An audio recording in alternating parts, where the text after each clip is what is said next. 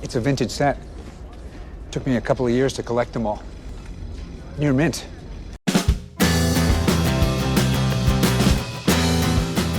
Hello, welcome back to my channel. Welcome to my channel, if this is the first time. This is a video that's bouncing off the recent live stream I did with Dave at Book Blava. So we've got a mostly fortnightly show that we do called Is This Thing On? And we had our 30th episode a few days ago. And Jack from Sci-Fi Finds was our guest. It was a really lovely conversation. He's a great guy. Really, really cool live stream. Really enjoyed it. And a lot of what we talked about, or some of what we talked about, was about science fiction. And we talked about vintage science fiction at one point. And it made me think it'd be really nice to do another video about vintage science fiction. So this video has some specific people in mind as an audience. So it may be that you don't know a lot of these books, and it might kind of inspire you to look into these books if you're curious. For the people that do know these authors and these books, I'd be interested to know what you think of them. And I'm going to just go through these books really quickly. I'm going to talk about 50 vintage science fiction books. So some of the books I've put up on the screen before and talked about, some of them I haven't. And there's a couple of books in there that I let sneak in there that are books I really love. There's one of the books is one of my favourite books, but most of them are part of my TBR, my massive vintage science fiction TBR. So I've got a bunch of shelves that are stacked full, like double-breasted, rammed in there, full of vintage science fiction. And I've got 50 books out of it, and it still looks like there's two very full shelves full of these paperbacks. So I have got a lot of vintage science fiction, and just reading these 50 would take me a while. So, big shout out to Dave because of the show, to Jack because of his awesome channel. Check out his channel. He talks about science fiction all the time. And let's get to work on these books. Okay, so to start off with, Joe Haldeman. I've read several of his books. I think he's really good. And this is the start of a trilogy. And I've got another one of the trilogy somewhere. I may not have put it in that pile that I'm going to look through. But anyway, this trilogy is something I definitely want to read. And I want to read everything I've got in my possession by Joe Haldeman and more, because the 5 books I've read by him I thought were really good. So he's most famous for Forever War, which is fantastic.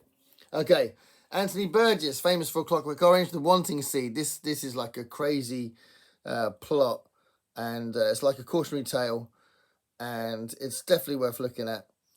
So it's a book about overpopulation and some of the crazy rules that come out of this idea of trying to tackle overpopulation. So The Wanting Seed is definitely something I want to read. Henry Kuttner, Clash by Night. These are 5 short stories, and I haven't actually read anything by Henry Kuttner yet, so this makes me want to read this, Clash by Night, and we'll see how we feel about that. So 5 short stories there by Henry Kuttner. Robert Silverberg. I've read some Robert Silverberg, and everything I've read I've really liked, and this is a really interesting time travel story. So any time travel story is going to make me want to read it anyway. But this looks really, really interesting. And it's like a service that controls and protects the timeline.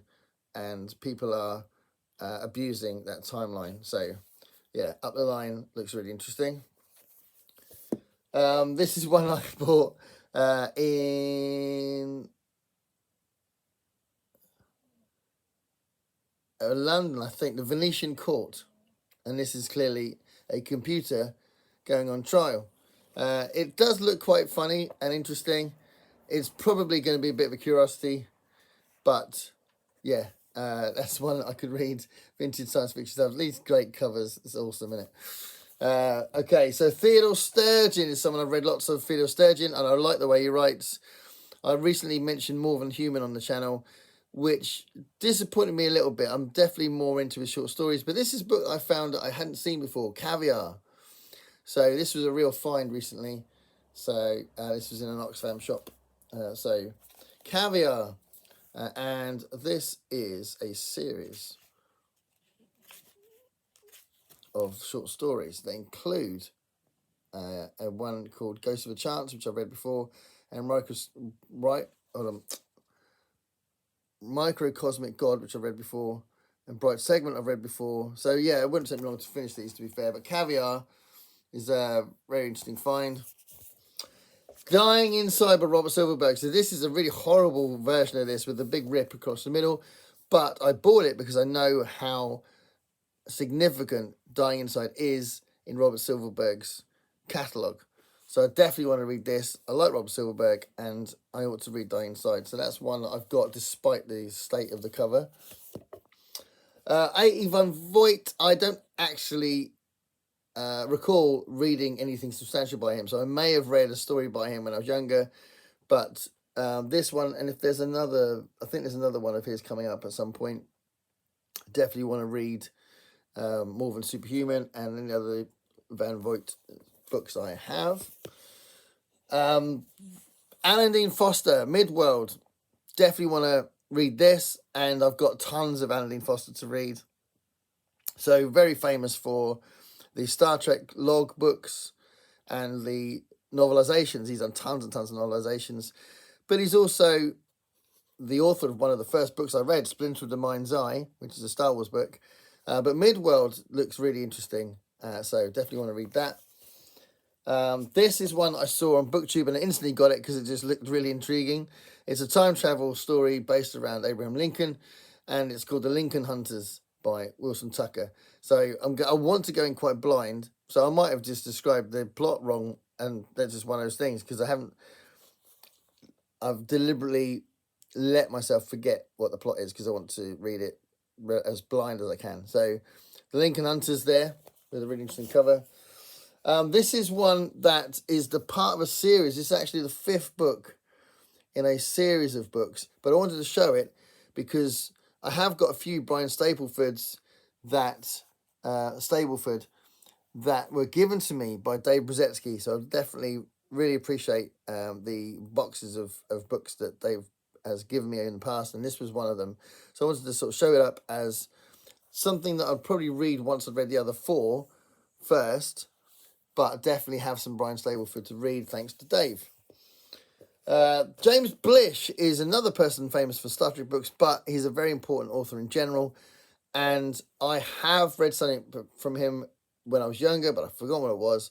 So I've got a few James Blish books I need to read. Cities in Flight is a series of books that have been broken down into individual books, and this one's called Earthmen Come Home. Okay, Theodore Sturgeon again, this time The Dreaming Jewels, and this is a novel, and it looks really interesting actually. It's about a boy with a special box, favourite toy, an old jack-in-a-box, whose jewelled eyes sparkled and shone, hypnotic in their brilliance. Yeah, it's like a secret with these jewels. So yeah, it looks really interesting. That The Dreaming Jewels. This is an A.V. Voigt collection of short stories, The Far Out Worlds. So definitely one that I want to read again. I don't remember what he's like as a writer. This is one I've shown up a few times. Eric Frank Russell's Wasp. Definitely want to read this. So this needs to get consumed very, very soon. Another great overpopulation book, No Room for Man, Gordon R. Dixon. I was so pleased to see this because it's really nice condition. It's got beautiful red edges and it's really intriguing. So No Room for Man is definitely one I need to read very soon. Another Philip K. Dick book here. So I've read a bunch of his stuff and I own a fair amount of Philip K. Dick books. But I thought I'd include this because I haven't read The Clans of the Alpine Moon. And I'm curious. It's probably one of his kind of adventure, kind of space opera type ones, which is usually different to some of his more intellectual, mind-bending stories. But definitely want to read that at some point. George R.R. Martin, who is obviously most famous for a Song of Ice and Fire series, but he did write science fiction in his early days, and Sand Kings is a collection that includes a very revered short story, Sand Kings, and I want to read this. So, George R.R. Martin. Another Joe Haldeman one here, Mind Bridge. So, again, I would read anything I find by Joe Haldeman, and I always kind of expect it to be good. And on that note, this is something I did actually start, and I didn't get very far, and I had to stop because I had to read something else. It was one of those like event things. So The Accidental Time Machine, I was really enjoying it, so I know I'm going to enjoy that, so I need to read that as well, get back into that one. This was a really interesting find, Space Opera by Jack Vance. Jack Vance is very, very famous for the Dying Earth series and loads of other stuff, but this is a book about an opera company that arrives from Earth, from an unknown planet, and everyone's kind of reacting to it. But when the opera company vanishes without trace, this wealthy man wants revenge, and an operatic team is dispatched into space to try and find out what happened. So it looks like kind of odd but funny and interesting. So space opera. Future for Sale, Richard Saxon. I've seen people mention this one before. This is a time travel thing, and again, I want to go in relatively blind in this, but it does look quite interesting. Future for Sale. Keith Laumer. So I haven't read anything by Keith Laumer. This is The World Shuffler, and it is one of those things with big scale stories about these powerful godlike creatures who can influence and literally have this huge effect on an entire planet. This one is Brian Aldiss. Brian Aldiss is famous for many books, but not this one. This is relatively obscure, but I bought it because I couldn't resist it because it's the oddest title. The Saliva Tree. And it's a really funny cover anyway. The Saliva Tree by Brian Aldiss, so I do want to read that because I'm intrigued by the title. We've got a few Clifford Simak ones here. So this is a collection of his short stories, the best of Clifford D. Simak. And then The Well Principle, which was recently read by Sean D. Standfast and a few other people as part of the Simak deep dive. But that went down well with that panel. And there's a short story collection here, Worlds Without End. One of my favourite covers. There's something about it. I love it. So Worlds Without End, short story collection. The Man in the Maze by Robert Silverberg. Again, another one of those books that is part of a big Robert Silverberg collection I've got, but I still haven't read this one, so I want to read that. The Man in the Maze, another great cover, obviously, but I've shown that cover a few times in a few videos. James Blish, Midsummer Century. This is a really intriguing one because this is about a radio telescope that refuses to function. Someone looks into it to see what the problem is, and he goes up to the side of the tower. He falls, but when he lands, he thinks he's going to die from the fall. But no, in fact, what's happened is he regains consciousness and he realizes that he's trapped inside someone else's brain 23,000 years in the future. So, yeah, that's interesting. Paul Anderson, The Corridors of Time. Everything I've read by him I really like. So I want to do more Paul Anderson stuff. And I've got quite a few that I could read. I've got at least another 5 books that I could read. So this is one of them, The Corridors of Time. He likes time travel, I think, from what I can tell. Joe Haldeman, Mars Bound. So another Joe Haldeman one. This one's set on Mars. And I'd like to read more books set on Mars, to be fair. So that's that one. Another mention of Anthony Foster. This is a collection of short stories. This is a companion collection to With Friends Like These. With Friends Like These. And it does look really intriguing. I love short stories. So even if someone like Anthony Foster is really famous for novels, definitely up for finding out what they're like at short stories. So there's that one. Another Theodore Sturgeon. This is Venus Plus X. There's something about this cover. I don't know what it is, but I love this cover. And again, I want to go in blind, so I'm not going to read the back. But let me know if you read that one, because that's one I want to read soon. This is a nice little collection. Damon Knight's Cities of Wonder. So he is an author himself. And we talked about Damon Knight to Mark Scott's Decree when he was a a guest on Is This Thing On? Because Damon Knight was one of the tutors of our guest, which is quite cool. But yeah, it's not always easy to find his stuff, actually. And have I got a contents page? I haven't got a contents page on this one. That's a bit odd, isn't it? But it does include stories by J.G. Ballard, Heinlein, Henry Kuttner, Kornbluth, James Blish, Brian Aldiss, and a bunch of others. So it does look like an interesting collection.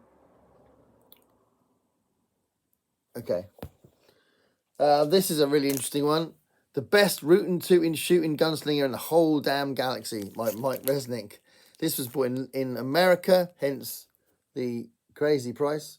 But it did look intriguing. It looks a little bit mad, but I don't know, it looks like a bit of fun. And Mike Resnick, I think, has got a bit of a light touch, so it could be quite fun. Okay, another Clifford D. Simak, The Goblin Reservation. This was recently read by a group of people going through Clifford D. Simak's stuff. I know included a book chat with Pat, because we've been talking about it on our own conversations. But The Goblin Reservation does look like a lot of fun. So there's that one. Spider Robinson's Time Traveller Strictly Cash. This is the second book of the Callahan's Cross Time Saloon books. And the first one, I quite enjoyed it. This one is a bit more disappointing. So I haven't finished this, but I've read more than half of it, and I didn't quite enjoy it that much. And I've got a few of the Callahan's Cross Time Saloon books to read, but this one definitely was a bit disappointing. Bob Shaw. I don't think I've read anything by Bob Shaw, which is kind of crazy because he's a big name. So Ship of Strangers here is one that I ought to read. I've picked up a few of his books, and yeah, we'll see how we get on with that. But Bob Shaw is definitely one I need to read. Alan Dean Foster again, but this is one with a really beautiful cover that I bought called Glory Lane. I love this cover. It's kind of a bit busy. Lots going on in the cover, but it was definitely one of those books that I thought, oh, I need to add this to my Alan Dean Foster collection. I've got, I think, about 12, 15 books by him. So I need to get through all of those. This is a really interesting Arthur C. Clarke book. So this is another collection of short stories, and they look really interesting. Zena Henderson. I've read a few stories by her, and I really like her, so I'm really intrigued by this one.